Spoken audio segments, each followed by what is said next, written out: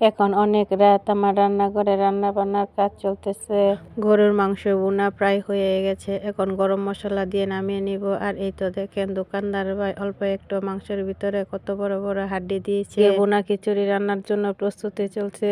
So hello everyone, আসসালামু আলাইকুম। সবাই কেমন আছেন? আশা রাখি আল্লাহর অশেষ রহমতে সবাই ভালো আছেন, সুস্থ আছেন। বেঙ্গলি লাইফের ব্লগ থেকে স্বাগত জানাচ্ছি আরেকটি নতুন ব্লগ ভিডিও দেখার জন্য। কাছে বা দূরে যে যেখান থেকে আমার ভিডিওটি দেখছেন, প্লিজ আমার ভিডিওটি ভালো লাগলে লাইক দিয়ে দেখা শুরু করবেন। শীত তো প্রায় চলে যাচ্ছে, কিন্তু আমাদের গ্রাম এলাকায় রাত্রেবেলায় এখনো অনেক শীত। আর এই শীতের মধ্যে মাটির চুলার আগুনের তাপে বসে রান্না বান্নার কাজ করতে ভালোই লাগে। খিচুড়ি রান্নার জন্য প্রথমে গ্লাস দিয়ে পানি মেপে পরিমাণ মতো পানি পাতিলে দিয়ে ফুটিয়ে নেওয়া হয়েছে। এখন এর মধ্যে চালগুলো ঢেলে দেওয়া হয়েছে।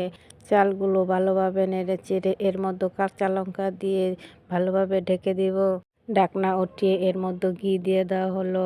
রাতের বেলায় হালকা হালকা শীতে ভুনা খিচুড়ির সাথে গরুর মাংস, নতুন আলু দিয়ে রান্না বেশ জমে ওঠে। ঘি দেওয়া হয়ে গেলে চালগুলো ভালোভাবে নেড়ে চেড়ে দমে রাখার জন্য ভালোভাবে আরও একটু ঢেকে দিতে হবে আর অপেক্ষা করতে হবে পানি শুকানো পর্যন্ত। পানি শুকিয়ে গেলে ঢাকনা উঠিয়ে আবারও নেড়ে চেড়ে দিলে ঝরঝরে ভুনা খিচুড়ি রান্না রেডি। আর এই তো দেখেন পাশের চুলায় গরুর মাংস রান্নার কালারটা কত সুন্দর দেখাচ্ছে।